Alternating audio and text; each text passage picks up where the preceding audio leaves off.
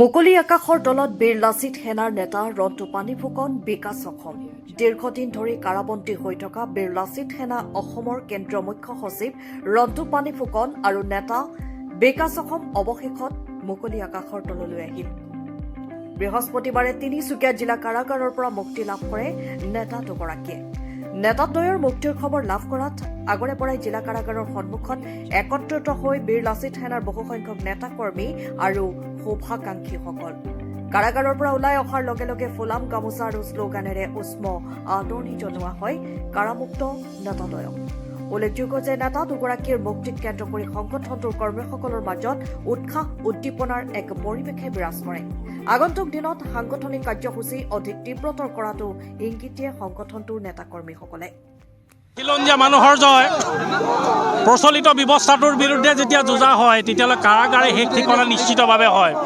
গতিকে এই কাৰাগাৰ জীৱনত আত্মমন্থন চিন্তন আৰু বিচাৰ বিশ্লেষণ কৰিবৰ কাৰণে আমি সুযোগ সুবিধা পালোঁ।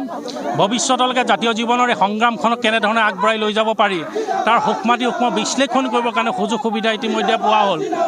গতিকে বিশেষ আক্ষেপ ভূক্ষেপ বা কোনো অসন্তুষ্টি এই মুহূৰ্তত নাই। মাত্ৰ এটাই কথা কওঁ যে খিলঞ্জীয়া মানুহৰ সাহস আত্মবিশ্বাসৰ প্ৰত্যয় হিচাপে বীৰ লাচিত সেনা অসমক আমি আগবঢ়াই লৈ যাব বিচাৰিছোঁ।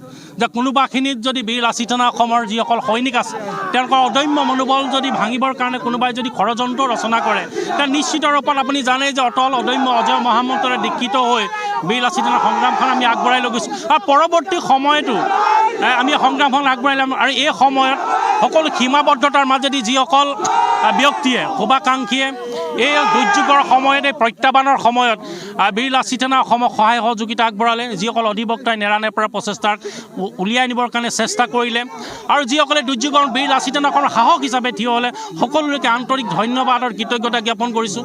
অসমৰ বিভিন্ন প্ৰান্তত থকা বীৰ লাচিত সেনাৰ অসমৰ সংগ্ৰামী সৈনিকসকলে তেওঁলোকৰ মনোবল নেহেৰুৱাই পুনৰ জাতিৰ কাৰণে এটা জাগ্ৰত পৰিৰূপে কাম কৰিবৰ কাৰণে যদি দৃঢ় সংকল্প লৈ পুনৰ অগ্ৰসৰ হৈছে এই সংগ্ৰামী অপ্ৰতিৰোধৰ ওপৰত শক্তিৰ ওপৰত আগবঢ়াই লৈ যায়। জুবিনদাৰ ক্ষেত্ৰত কি ক'ব কৰি আছে? এতিয়াতো ভিতৰত আমি আছিলোঁ, বহু কথা গম পোৱা নাই। গতিকে আহি লওঁ, কাইলৈ পৰহিলৈ ভালকৈ আমি নিশ্চিতভাৱে অসমৰ জনসাধাৰণক সম্বোধন কৰি আমি সংবাদমেল সম্বোধন কৰিম।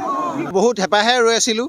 এই সৈনিক সতীৰ্থসকলক বহুত দিন 3 মাহ দিন লগ পোৱা নাছিলোঁ আৰু এই 3 মাহৰ যি যাত্ৰা ই কেতিয়া কোনো কাৰণত অভিশাপ নহয়, মোৰ কাৰণে আশীৰ্বাদ বুলি ভাবিছোঁ। অনাগত দিনত এই জাতিৰ যি সংগ্ৰামৰ যি যুদ্ধ এই যুদ্ধখন খুব সুন্দৰকৈ আৰু সাৱলীলভাৱে চলিব। যিহেতু জুবিন গাৰ্গৰ ন্যায়ৰ ক্ষেত্ৰত আপোনালোকে মাত মাতি আহিছে প্ৰত্যেকটো মুহূৰ্ততে কাৰাৰুদ্ধ হোৱাৰ আগতে, এতিয়া মুকলি আকাশত ওলাইছে জুবিন দাৰ ন্যায়ৰ ক্ষেত্ৰত কেনেধৰণৰ আপোনালোকে পদক্ষেপ ল'ব? এতিয়া মই 3 মাহ দিন জেলতে সোমাইছিলোঁ, একো কথা গম পোৱা নাই। গতিকে অনাগত দিনত ৰাইজৰ লগত আৰু আমি বিচাৰোঁ যে যি জুবিন দাৰ ন্যায়ৰ ক্ষেত্ৰত প্ৰত্যেকজন অসমীয়াৰ এইটো আপোনাৰ দায়িত্ব কৰ্তব্য হয়, ইভেন আপোনালোকৰো হয়। আহি থকা দিনত মোৰ বিশ্বাস আছে যে জুবিন দাই ন্যায় পাব। ধন্যবাদ সকলোকে।